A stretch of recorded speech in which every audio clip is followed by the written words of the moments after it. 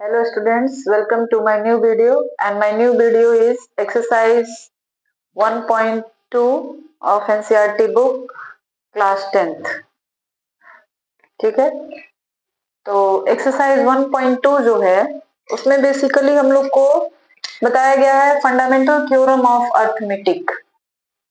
अब fundamental theorem of arithmetic क्या होता है? आपने पढ़ा है कि प्राइम नंबर्स क्या है। What is prime number? Prime number is that number which have only two factors, one and number itself. Clear है कि जो प्राइम नंबर्स होते हैं उसके केवल दो फैक्टर्स होते हैं, वन और वो नंबर खुद। लेकिन जो कंपोजिट नंबर्स होते हैं वो क्या होते हैं? वैसे number which have more than two factors. Composite number is that number which have more than two factors. Composite number ऐसे नंबर होते हैं जिसके दो से अधिक फैक्टर्स होते हैं। इतनी सी बात क्लियर है? ये जो फंडामेंटल थ्योरम ऑफ अर्थमेटिक है ये बेसिकली कंपोजिट नंबर के लिए है। फंडामेंटल थ्योरम ऑफ अर्थमेटिक जो है बेसिकली जो है कंपोजिट नंबर्स के लिए है।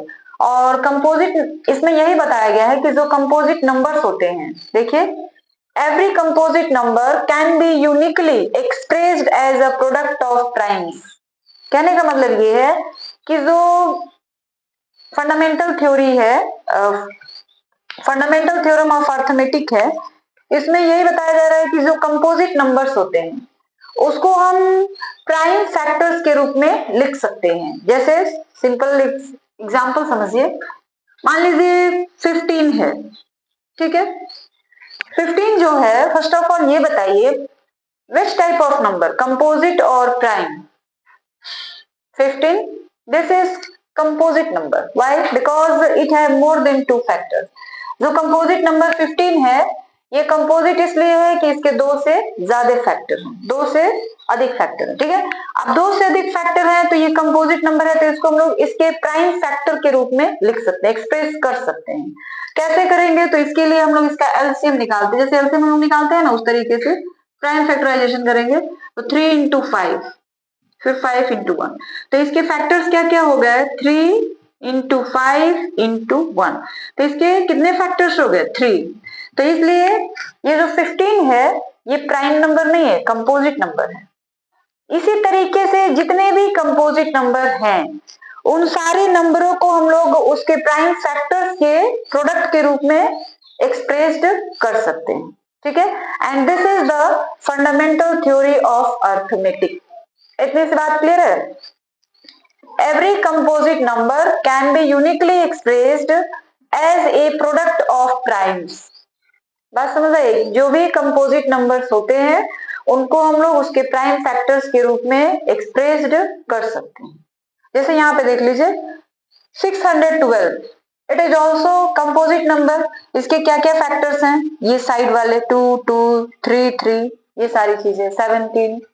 आई बात समझ में? तो इसको हम लोग फंडामेंटल थ्योरी ऑफ अर्थमेटिक कहेंगे। क्लियर? हम लोग पिछली वीडियो में हमने आपको बताया था कि यूक्लिड डिवीजन एल्गोरिथम से या यूक्लिड डिवीजन लेमा से हम लोग किस तरीके से दो नंबरों का एचसीएफ फाइंड आउट कर सकते हैं। तो एचसीएफ फाइंड आउट करने का एक और भी तरीका है, एक और भी मेथड है, that is prime factorisation method. हम लोग प्राइम फैक्टराइजेशन मेथड से भी दो नंबरों का एचसीएफ फाइंड आउट कर सकते हैं, एलसीएम भी फाइंड आउट कर सकते हैं, ठीक है।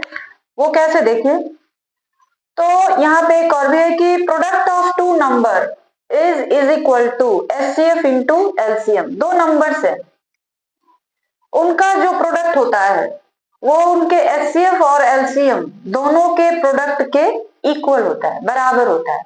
जैसे एग्जांपल एक देखते हैं, एक हम लोग छोटा सा नंबर लेते हैं, मान लीजिए 12 एंड 15, ठीक है।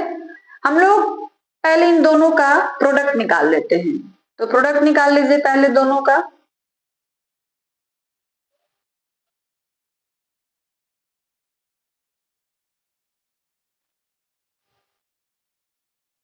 इन दोनों का प्रोडक्ट कितना हो गया? 180, ठीक है। अब हम इन दोनों का एचसीएफ भी निकालेंगे और एलसीएम भी निकालेंगे और दिखाएंगे कि वो जो एचसीएफ और एलसीएम है वो दोनों दोनों का जो प्रोडक्ट है वो 180 के बराबर आएगा। ठीक है, तो चलिए चेक करते हैं कि ये सही है कि नहीं। तो पहले हमको इन दोनों का एचसीएफ निकालना पड़ेगा। तो एचसीएफ तो इसमें तो कोई मेथड का नाम दिया नहीं, तो आप कोई भी मेथड यूज कर सकते हैं। तो चलिए देखते हैं, पहले हम लोग लॉन्ग डिवीजन मेथड का यूज कर रहे हैं।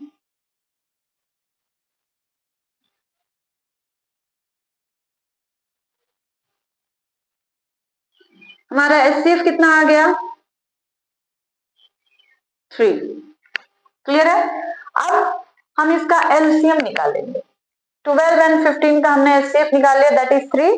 12 एंड 15 का हमने प्रोडक्ट निकाल लिया, दैट इज 180। अब हम लोग 12 एंड 15 का एलसीएम निकालेंगे। तो एलसीएम निकालते हैं।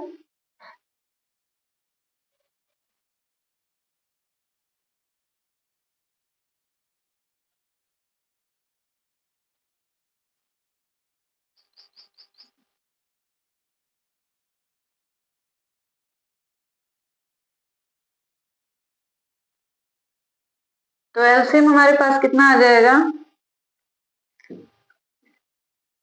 2 2 3 5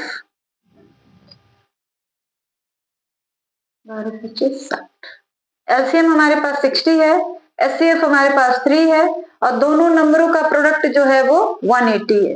अब इस पे हम रख के चेक करते हैं कि क्या ये सही आ रहा है कि नहीं। तो देखिए क्या है, प्रोडक्ट ऑफ टू नंबर्स। मान लीजिए हमने दो नंबर्स लिए हैं 12 एंड 15, तो प्रोडक्ट ऑफ टू नंबर यहीं पे लिख दे, 12 एंड 15 इज इक्वल टू कितना हो जाएगा? 180। It is clear? इसको यहाँ लिखते हैं, 12 एंड 15 इज इक्वल टू 180। ठीक है, एंड एचसीएफ कितनी मिली हुई है दोनों की? हमको एचसीएफ मिला हुआ है 3 और एलसीएम मिला है हमको 60। तो ये भी कितना हो गया? 180। आई बात समझ में? मतलब अगर कोई भी दो नंबर्स हैं तो उनका जो प्रोडक्ट होगा वो किसके इक्वल होगा? उन दोनों नंबरों के एचसीएफ और एलसीएम के प्रोडक्ट के बराबर होगा। This is verified. आई बात समझ में? यहाँ पे हमने एक एग्जांपल लेके एचसीएफ निकाला, एलसीएम निकाला और दोनों का प्रोडक्ट, और हमने दिखा दिया कि दोनों चीजें जो है एक दूसरे के इक्वल है। क्लियर है? दूसरी चीज, एचसीएफ डिवाइड एलसीएम कंप्लीटली। जो दो नंबर के एचसीएफ होते हैं और एलसीएम होते हैं उसमें क्या रिलेशन होता है कि जो एचसीएफ होता है एलसीएम को कंप्लीटली डिवाइड करता है। जैसे देख लीजिए, हमारे पास इसी एग्जांपल से देखते हैं, हमारे पास एलसीएम कितना मिला हुआ है? LCM is equal to 60 and HCF कितना मिला हुआ है? एचसीएफ हमारे पास है 3। अब एलसीएम जो है 60 वो 3 से कंप्लीटली डिविजिबल है। आ रही बात समझ में? देख लीजिए यहाँ पे 3 2 6। ठीक है, क्लियर है ना? चलिए दूसरी हो गई। तीसरी क्या है? HCF is equal to product of common terms with lowest power. जैसे हमने अभी यहाँ पे एचसीएफ निकाला है, this is called long division method for finding HCF.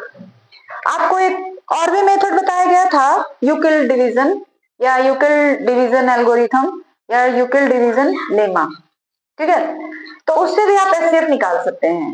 लेकिन यहाँ पे जो है एचसीएफ निकालने का एक और भी तरीका है, and that is like this, prime factorisation method इसको कहते हैं। कि एचसीएफ और एलसीएम जो होता है वो हम लोग प्राइम फैक्टराइजेशन मेथड से भी निकाल सकते हैं। क्लियर है? यहाँ पे हमने एक एग्जांपल में आपको करके दिखाया हुआ है कि किस तरह से प्राइम फैक्टराइजेशन के हेल्प से हम लोग दो नंबर्स का एचसीएफ और एलसीएम निकाल सकते हैं। ठीक है, तो वही बताया गया, HCF is equal to product of common terms with lowest power. अभी हम इसको समझाएंगे इस एग्जांपल से। LCM is equal to product of prime factors with highest power. HCF क्या होता है और एलसीएम क्या होता है, यहाँ पे एक एग्जांपल बताया गया है। देखिए हमको यहाँ पे लिख लेते हैं एक example, find HCF and LCM of 612 and 1314 by prime factorization method. By prime factorization method. ठीक है, एलसीएम और एचसीएफ हम लोग प्राइम फैक्टराइजेशन मेथड से निकालेंगे। तो कैसे निकालेंगे वो देख लीजिए। पहले हमने क्या किया कि जो दो नंबर्स गिवन है, जो भी दो नंबर्स आपको दिए गए हैं, ये जरूरी नहीं है कि यही हो, कोई और भी हो सकता है। यहाँ पे तो हमने आपको बस एक एग्जांपल दिया हुआ है क्लियर करने के लिए। 612 एंड 1314 दो नंबर्स हैं। आपको प्राइम फैक्टराइजेशन के हेल्प से इन दोनों नंबरों का एचसीएफ और एलसीएम निकालना है। तो देखिए एलसीएम और एचसीएफ निकालने के हमारे पास और भी तरीके हैं, जैसे हमने यहाँ पे एचसीएफ निकाला है, यहाँ पे एलसीएम निकाला है। तो इस तरह प्राइम फैक्टराइजेशन मेथड से आप कैसे निकालेंगे? तो हमने क्या किया, पहले प्राइम फैक्टराइजेशन कर दिया दोनों नंबर्स के जो जो दिए गए। अगर 3 नंबर्स है तो 3 नंबर्स के प्राइम फैक्टर्स कर लीजिए, 4 नंबर्स है तो 4 नंबर के प्राइम फैक्टर्स बना लीजिए। तो हमने दोनों नंबरों का इस तरीके से प्राइम फैक्टर्स बना लिए। ठीक है, उसके बाद 612 को हम लोग इस तरीके से लिख सकते हैं, 2 कितनी बार आया है, 2 टाइम्स, 3 कितनी बार आया है, that is also 2 times, and 17 कितनी बार है, 1 टाइम्स। तो हमने लिख दिया। इसमें 1314 में क्या हुआ है, तो 2 कितनी बार है, 1 टाइम्स लिखा गया, 3 कितनी बार है, 2 टाइम्स, वो भी लिख दिया गया। नाउ 17 के तो फैक्टर्स होंगे ना, ये तो प्राइम नंबर्स है तो हमने उसको 17 लिखा हियर। ठीक है, अब 2 नंबर हो या 3 नंबर हो या मोर देन जितने भी नंबर्स हो सकते हैं, उनका हमको एचसीएफ और एलसीएम निकालना है। तो यहाँ ये जो मेथड है ये बस 2 ही नंबर्स के लिए सेटिस्फाइड है। ठीक है, मोर देन 2 नंबर्स के लिए नहीं, ये दोनों ये वाले, क्योंकि यहाँ पे लिखा गया प्रोडक्ट ऑफ 2 नंबर्स। तो ये जो मेथड है ये केवल 2 ही नंबर पे सेटिस्फाइड होगी। अभी हमको इसका निकालना है। तो हमने 612 का प्राइम फैक्टराइजेशन कर लिया है, 1314 का प्राइम फैक्टराइजेशन कर लिया है। अब हमको देखना है कि यस यहाँ एचसीएफ निकालना होता है, तो product of common factor common terms with lowest power. देखिए इन दोनों में, दोनों को हमने लिखा हुआ है, दोनों में कॉमन टर्म्स क्या क्या है, और जो कॉमन टर्म्स होंगे उसके लोवेस्ट पावर को लिया जाएगा। ठीक है, कॉमन टर्म्स जो होंगे उसके हम लोग लोवेस्ट पावर को लेंगे। जैसे देखिए यहाँ पे 2 to the power 2 एंड यहाँ पे कुछ भी नहीं है, अगर कोई पावर नहीं है तो हम लोग वहां पे क्या मान लेते हैं, 1, 2 to the power 1। क्लियर है, तो इन दोनों में लोवेस्ट पावर कौन सा है, 2 to the power 2 कि 2 to the power 1? पहले तो हम लोग कॉमन फैक्टर देख लेते हैं। दोनों में 2 है, कॉमन फैक्टर है, 3 है, कॉमन फैक्टर है, बट 17 एंड 73 ये कॉमन फैक्टर नहीं है। तो एचसीएफ निकालना होगा यहाँ पे, तो common terms with lowest power, common terms लेंगे लेकिन जो लोवेस्ट पावर होगा उसको लिया जाएगा, जो सबसे कम पावर होगा उसको लेंगे। ठीक है, तो 2 to the power 2 and 2 to the power 1, दोनों में लोवेस्ट कौन है, 2 to the power 1, तो हमने ले लिया 2 to the power 1। क्लियर, अब यहाँ पे 3 एंड 3 दोनों में 3 3 है, कॉमन टर्म है, तो इसमें भी लोवेस्ट पावर लेना है। तो यहाँ तो दोनों सेम है तो हमने ले लिया वही हमारा लोवेस्ट भी है, वही हमारा हाईएस्ट भी है, तो 3 to the power 2। अब जो एचसीएफ होता है उसमें कॉमन फैक्टर्स ही बस लेते हैं जो दोनों में दिखता हो। बाकी अगर जैसे 17 भी नहीं है, 73 भी नहीं है, दोनों में कॉमन नहीं है तो उसको हम लोग नहीं लेंगे। इतनी सी बात समझ आ रही है ना। एचसीएफ जब भी निकालना होता है केवल कॉमन टर्म्स को ही लिया जाता है, जो नॉन कॉमन टर्म्स होते हैं उसको हम लोग इग्नोर कर देते हैं, छोड़ देते हैं, एचसीएफ में वो नहीं लेते हैं। तो एचसीएफ में हमको कॉमन टर्म्स लेना पड़ेगा और वो भी लोवेस्ट पावर। तो यहाँ पे देखिए ये भी कॉमन टर्म है, ये भी कॉमन टर्म है, दोनों में लोवेस्ट पावर है, तो 2 to the power 1 and 3 to the power 2। तो इसका जो एचसीएफ हो गया 2 into 9 यानी 18, यानी 612 एंड 1314 का जो एचसीएफ होगा वो कितना हो जाएगा, 18 हो जाएगा। क्लियर है बात, ओके। नेक्स्ट एलसीएम कैसे निकालेंगे, तो एलसीएम निकालने का हमारे पास यहाँ पे फॉर्मूला लिखा गया है, product of prime factors with highest power.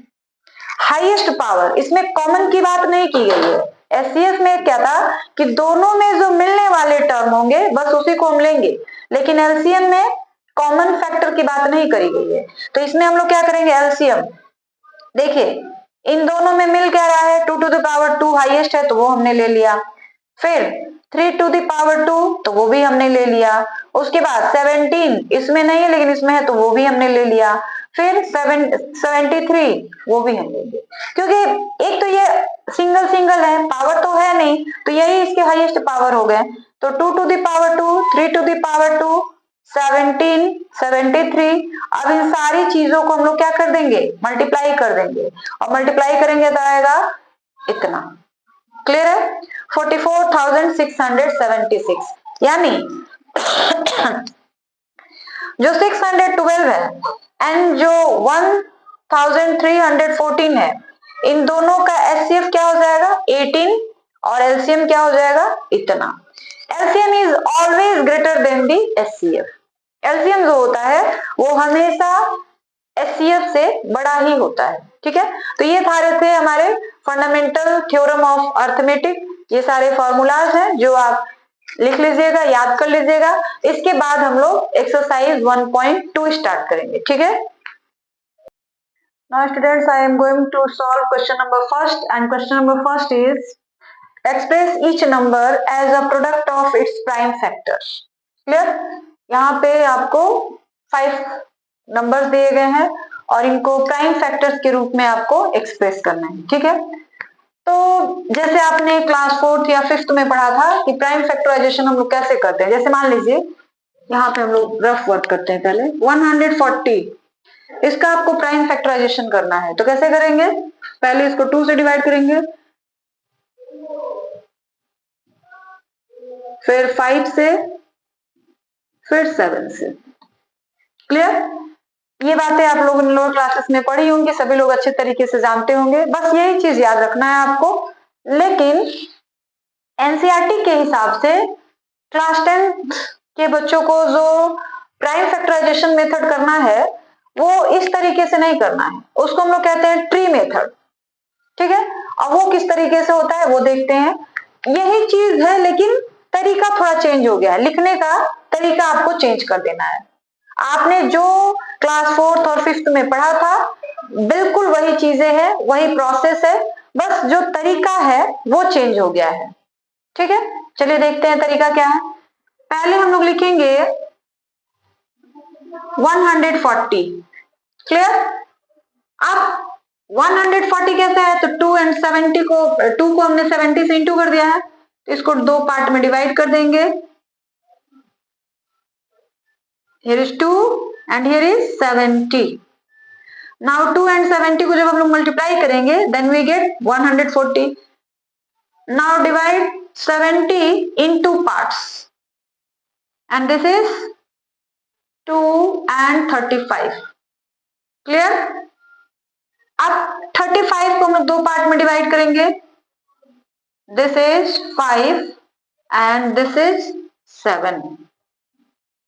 Clear?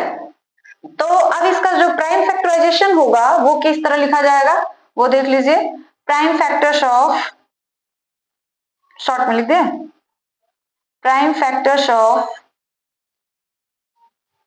140 is equal to, क्या लिखा जाएगा, 2 ये 2 into 2 into 5 into 7। It is clear?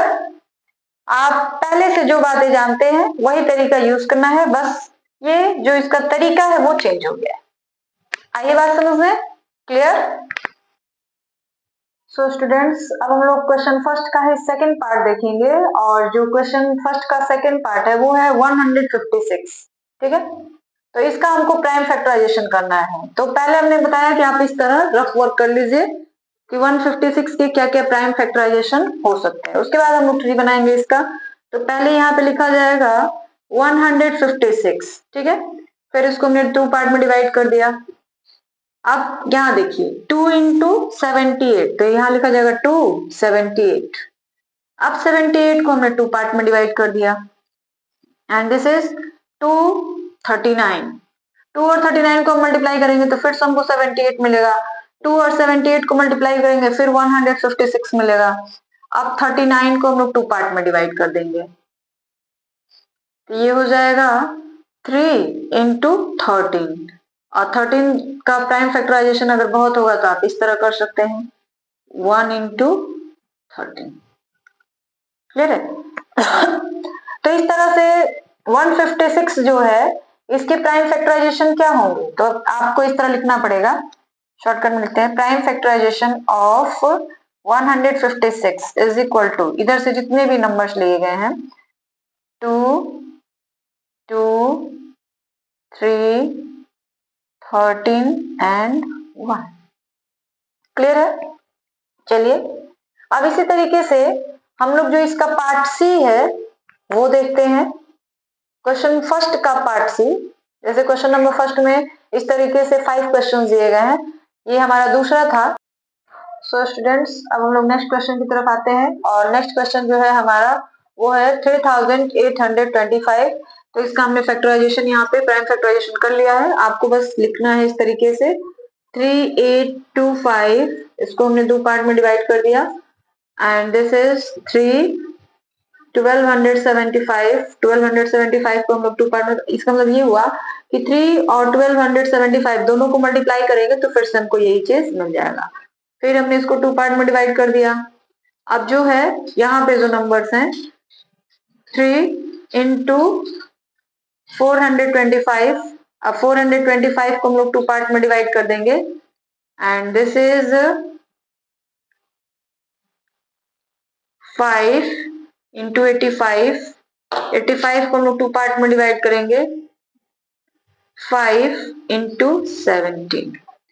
अब हमारे पास प्राइम फैक्टराइजेशन क्या होगा 3 3 5 5 17। इसको आप इस तरीके से भी लिख सकते हैं 3 to the power 2 5 to the power 2 and 17। Clear? So students, now we solve question number D, and question number D is 5005। यहाँ पे आप देखते हैं 5 into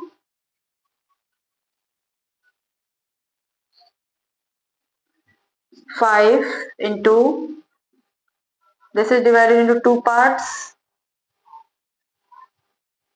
7 143, this is also divided into 2 parts,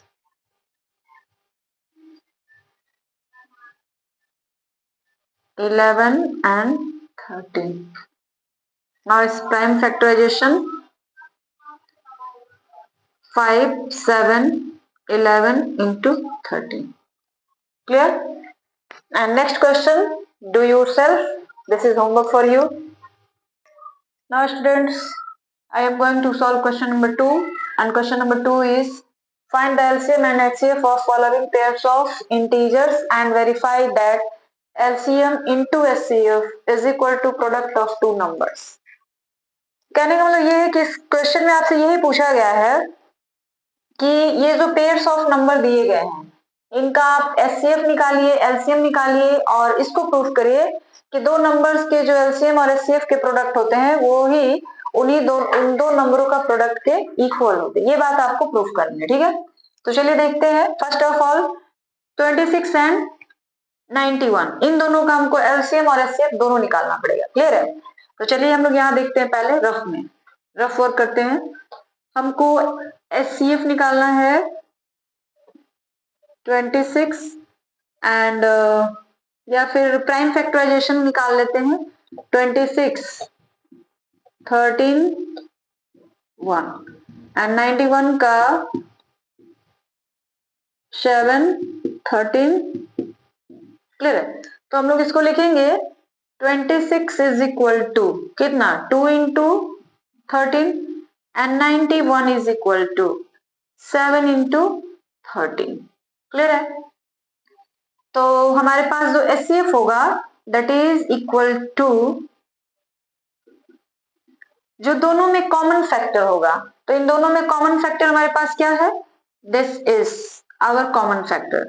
so HCF क्या हो गया 13 एंड एलसीएम निकालना है, तो LCM is equal to 2 7 and 13। Clear है? तो 91 into 2, its LCM is 182. Clear? अब we have to prove LCM into HCF is equal to product of two numbers. Clear है?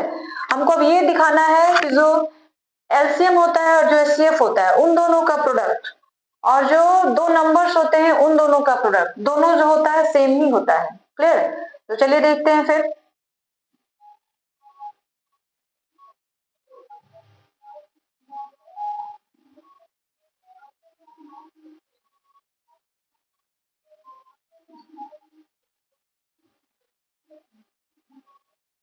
एचसीएफ हमको कितना मिला हुआ है 13 एंड एलसीएम कितना मिला है 182 and product of two number, दो नंबर्स जो है हमारे पास वो क्या है 26 एंड 91।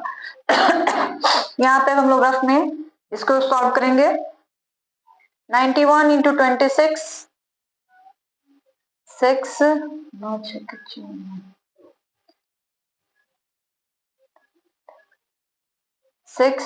6 5 और 8 13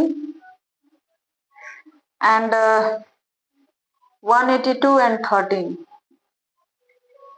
6 3 8 जा 24 3 1 जा 3 3 और 2 5 2 8 1 6 6 8 5 13 1 1 2। Clear? This is 2 2366 is equal to 2366. Clear? Hence verified. Hence verified. समझ आई बात? देखिए पहले आपको क्या करना है, ये चीज आपको प्रूफ करना है। LCM into HCF is equal to product of two numbers. Clear है? तो सबसे पहले जो दो नंबर्स दिए गए हैं 26 एंड 91, उसका हम एलसीएम और एचसीएफ दोनों निकाल लेते हैं। तो एलसीएम और एचसीएफ निकालने के लिए आपको जो मेथड इजी लगे वो आप यूज कर सकते हैं। क्लियर? एंड फिर दोनों का प्रोडक्ट, तो हमने क्या किया प्राइम फैक्टराइजेशन से दोनों नंबरों का एचसीएफ और एलसीएम निकाल लिया गया। एचसीएफ हमको मिला है 13, LCM we get 182। Now HCF into LCM is equal to product of two numbers. तो HCF 13, LCM 182 and product of two numbers both are equal, hence it is verified. इन सारे क्वेश्चंस में आपको यही प्रोसेस यूज करने हैं। Clear है? So students, going to solve next question, and next question is find the HCF and LCM of 510 and 92। तो यहाँ पे हमने रफ वर्क किया हुआ है, आपको केवल उसके प्राइम फैक्टराइजेशन लिखने हैं 2 3 5 एंड 17 एंड 92 के जो प्राइम फैक्टर्स होंगे वो क्या क्या हो जाएंगे 2 2 एंड 23। क्लियर है? तो HCF क्या हो जाएगा, हमको जो दोनों में कॉमन फैक्टर्स हैं, कॉमन फैक्टर क्या है हमारे पास 2 है, तो HCF इज 2 एंड LCM क्या हो जाएगा हमारे पास 2 2 3 5 17 एंड 23। क्लियर? तो अब हमारे पास क्या हो जाएगा 3 5 जा 15 एंड 4 15 4 जा 60। Now 60 into 17 0 0 2। अब इसमें हम लोग 723 का मल्टीप्लाई करेंगे एंड दिस इज 0 6 0 3 0 4 0 2 0 6 4 3 2। ठीक है? अब ये तो एलसीएम हो गया, एचसीएफ हमको क्या मिला हुआ है 2 0 2 6 जा 12 2 4 जा 8 एंड 1 9 2 3 जा 6 2 2 जा 4। क्लियर है? Now HCF into LCM is equal to product of two numbers। HCF कितना मिला है 2 and LCM is 2, 3, 4, 6 and 0 and product of two number 4, 6, 9, 2, 0. इन दोनों को मल्टीप्लाई करेंगे we get 4, 6, 9, 2, 0. It is also 4, 6, 9, 2, 0. Left hand is equal to right hand, hence proved. Hence proved. Yeah, hence verified. Clear? And question number C is homework for you. Clear? Do yourself. Now students, I am going to solve question number 3rd. And question number 3rd is find the LCM and HCF of the following integer by applying the prime factorization method. इस question में आपको HCF और LCM निकालना है by prime factorisation method. अगर question में ये mention नहीं रहता तो आप किसी भी मेथड से HCF और LCM निकाल सकते थे, but in this problem, in this situation, if given, ये दिया हुआ है तो आपको यही मेथड यूज करना है. ठीक है, तो 12 का हमने प्राइम फैक्टराइजेशन कर लिया है. अब हम लोग 15 का कर लेते हैं, तो 3 5 15, और अब हम लोग 21 का करेंगे तो 3 7. क्लियर? तो ये सारी रफ है. अब हम लोग इसको क्या करेंगे, 12 is equal to 2, 2 and 3, 15 3 into 5 and 21 3 into 7. तीनों में हमारे पास कॉमन फैक्टर क्या है, जो कॉमन फैक्टर होगा तो HCF इज, देखिए 3 तीनों में कॉमन है तो HCF क्या हो जाएगा हमारे पास, HCF is equal to 3 and LCM कितना हो जाएगा, LCM इज 2, 2, 3 तो कॉमन फैक्टर है 3, 5 एंड 7. क्लियर है? अब सबको मल्टीप्लाई करेंगे, 4, 3, 12, 60, 60 and 7, 422. So LCM is 422. Now students, I am going to solve question number B of question 3rd. And B is find LCM HCF of 17, 23 and 29. All are prime numbers. So 17 के जो prime factors होंगे, 23 is also prime number, 1 into 23 2 he factors होंगे and 29 is 1 into 29. Clear है? Now तीनों में common factor क्या है, 1. तो HCF of 17, 23 and 29 is equal to 1. Clear है? क्योंकि तीनों में common factor 1 है. And LCM is LCM of 17, 23 and 29 is, तीनों को हम लोग मल्टीप्लाई कर देंगे, 17, 23 and 29, and it is equal to 11, 33 and 9. It is completed and this question is for you. Do yourself. Now students, I am going to solve question number 4 of NCERT book class 10th. And question number 4 is given that HCF of 306 and 657 is equal to 9. Find LCM. जो ये 2 numbers हैं 306 and 657, इनका जो HCF है वो 9 given है, आपको LCM find out करना है. ठीक है, तो bye fundamental algorithm, bye fundamental theory of arithmetic से आप लिख सकते हैं, या आप ऐसे भी लिख सकते हैं, we know that HCF into LCM is equal to product of two number.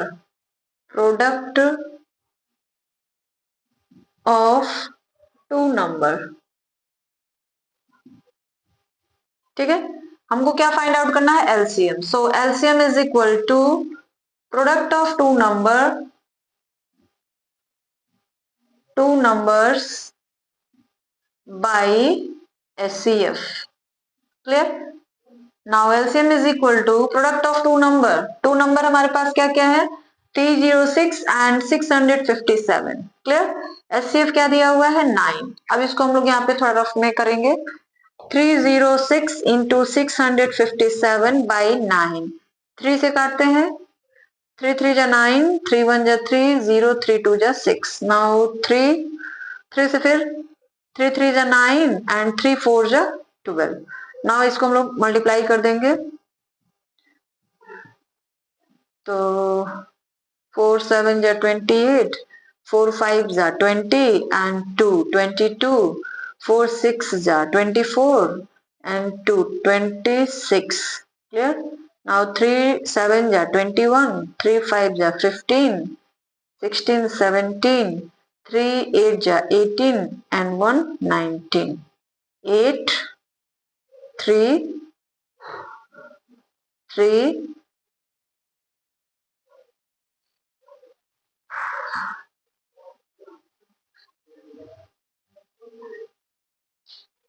इसको हम कट कर देंगे कितनी बार में? 34 times and this is 1. Now 34 into 657 and it is equal to 22, 33 and 8. This is your answer. Clear? Now students, I am going to solve question number 5 of NCERT book. And question number 5 is, so that 6 to the power n can never end with the digit 0 for any natural number n. Question ये कहा गया है कि आप show करिए कि जो 6 to the power n होगा, कोई number 6 to the power n, वो कभी भी 0 से एंड नहीं करेगा, उसके लास्ट में कभी भी 0 नहीं आ सकता है। ठीक है, तो हम लोग चेक करते हैं पहले रफ में। 6 टू द पावर n की जगह आप 1 2 3 4 5 कुछ भी पुट करिए, लास्ट में जो होगा यानी ये वाला नंबर कभी भी 0 नहीं आ सकता है। क्लियर है? तो देखिए 6 की power 1 6, 6 to the power 2 36, 6 to the power 3 216, 6 to the power 4 1296। इस तरह से आपको मिलते जाएंगे, बट कभी भी वो 0 नहीं आएगा लास्ट में। क्लियर है? तो किसी भी नंबर के लास्ट में 0 आने के लिए ये जरूरी है कि उस नंबर का जो फैक्टर हो वो 5 हो। क्लियर है? या फिर 2 and 5 बोथ। तो हमारा जो 6 है उसके जो केवल 2 ही फैक्टर हो रहे हैं आपके पास, 2 and 3, 5 तो नहीं आ रहा उसका फैक्टर, इसलिए ये कभी भी 0 से इंड नहीं कर सकता। इतनी सी बात आपको बस लिखनी है और समझानी है एग्जाम्पल को। ठीक है, चलिए हम लोग देखते हैं। 6 to the power n, 6 to the power n को आप इस तरह लिख सकते हैं 2 into 3 to the power n। ठीक है, if 6 to the power n end with 0, end with 0, ठीक है, then it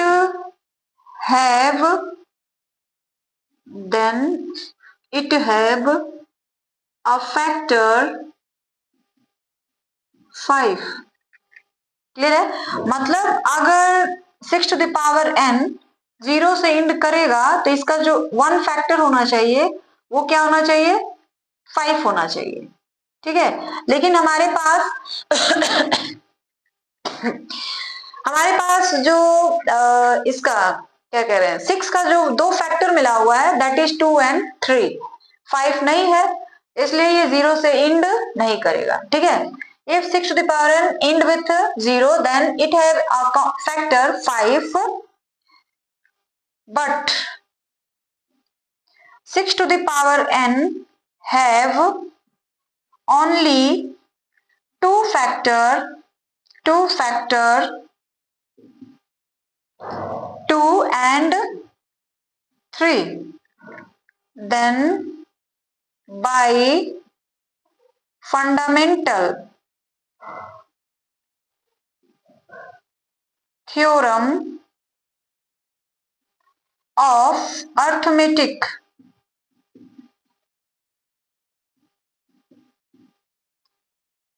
6 to the power n never end with 0। Clear है? कहने का मतलब ये है कि जो 6 टू द पावर n है उसके जो 2 फैक्टर्स हैं that is 2 and 3। If 6 to the power n end with 0 then it's have a factor 5, but 6 to the power n have only 2 factors 2 and 3, then by the fundamental theorem of arithmetic 6 to the power n never end with 0। Clear है? चलिए अब हम लोग next question देखेंगे and question number 6। is explain why 7 into 11 into 13 plus 13 and 7 into 6 into 5 into 4 into 3 into 2 into 1 plus 5 is a composite number. Clear? What is composite number? The composite number is that number which have more than two factors. And what is prime number? The prime number is that number which have only two factors, one and the number itself. तो आपको ये proof करना है कि ये जो दोनों numbers दिए गए हैं इनके वन और इस नंबर के अलावे भी कोई ना कोई फैक्टर है. ठीक है, तो हमने क्या किया, 13 हमने कॉमन ले लिया. हमारे पास 7 into 11 plus 1 यानी 78. It have a factor 13. It have a factor 13. So by fundamental theorem of arithmetic, we can say 7 into 11 into 13 plus 13 is a composite number. आपको पूरा उस नंबर के बारे में नहीं निकालना है, लेकिन अगर आपको फिर भी कंफ्यूजन है तो आप क्या करिए, इन तीनों को मल्टीप्लाई कर दीजिए, 13 उसमें ऐड कर दीजिए और जो भी आता है उसका प्राइम फैक्टराइजेशन निकाल दीजिए. प्राइम फैक्टराइजेशन जो होता है वो हम केवल कंपोजिट नंबर का ही निकाल सकते हैं. तो आप ये मेथड भी अप्लाई कर सकते हैं या फिर आपको जो दूसरा मेथड है वो भी यूज कर सकते हैं कि आप इसको कैलकुलेट कर लीजिए कि ये नंबर कितना आ रहा है. ठीक है, जैसे इन तीनों को मल्टीप्लाई कर देंगे और 13 उसमें ऐड कर देंगे, वो जो भी नंबर आएगा उसका प्राइम फैक्टराइजेशन हम लोग कर देंगे तो हमको पता चल जाएगा कि ये जो नंबर है वो कंपोजिट नंबर है. बिकॉज जो कंपोजिट नंबर्स होते हैं उन्हीं का हम प्राइम फैक्टराइजेशन कर सकते हैं. Same process for this question, 5 common and this is. अब इसको हम लोग मल्टीप्लाई करेंगे और उसमें फिर हम लोग 1 ऐड कर देंगे. यहाँ पे हमने रफ में कैलकुलेट किया हुआ है तो आएगा 5 into 1009. इसका एक जो फैक्टर हो गया that is 5. So it have a factor 5, so it is a composite number. Now question number 7. This is the last question of exercise 1.2 of NCERT book class 10th. ठीक है. There is a circular path around a sport field. Sonia takes 18 minutes to drive one round of the field, while Ravi takes 12 minutes for the same. Suppose they both start at the same point and at the same time and go in the same direction. After how many minutes will they meet again at the starting point? इस question में ये कहा गया है कि कोई circular field है like this. दो इंसान है, one is Sonia and other is Ravi. दोनों जो होते हैं इसके किनारे किनारे दौड़ते हैं और जो सोनिया होती है 18 मिनट लेती है उसको एक राउंड लगाने में, और जो रवि है ही टेक्स 12 मिनट एक राउंड लगाने में. तो आपसे ये पूछा जा रहा है कि कितने मिनट्स के बाद वो दोनों फिर से स्टार्टिंग पॉइंट पे आकर के मिल जाएंगे. क्लियर है? तो हमको क्या करना है, इन दोनों जो टाइमिंग दी गई है दोनों की, रवि की एंड सोनिया की, हम लोग क्या करेंगे, एलसीएम दोनों टाइमिंग का निकाल देंगे and that is the time. ठीक है, तो हम लोग डायरेक्टली लिखेंगे सॉल्यूशन एलसीएम ऑफ, इसको लिखेंगे सोनिया, सॉल्यूशन है यहां से, Sonia takes 18 minute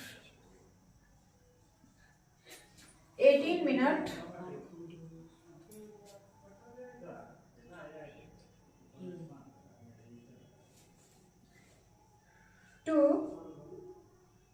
drive one round.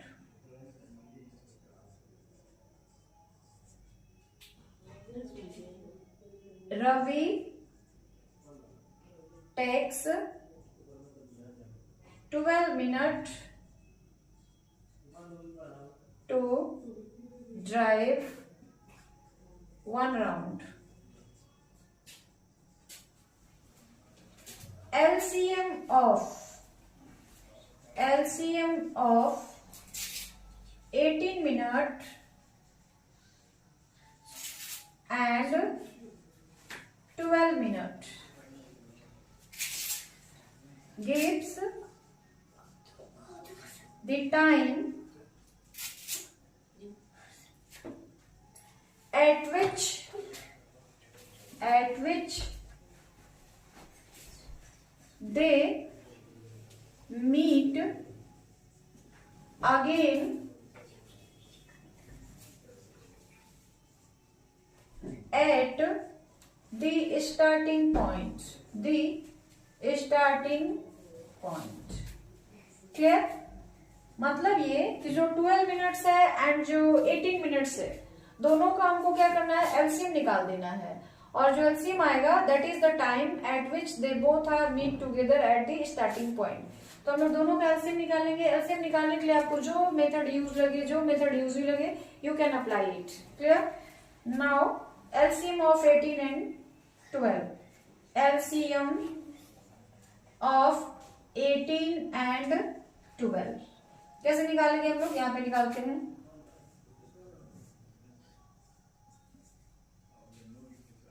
6, 3 and this LCM एक साथ निकालते हैं दोनों का। 18 एंड 12, 2, 6, 3,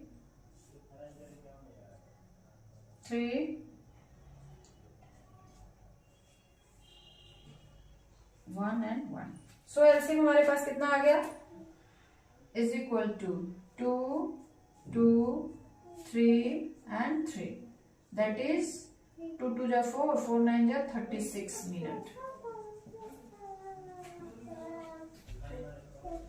क्लियर?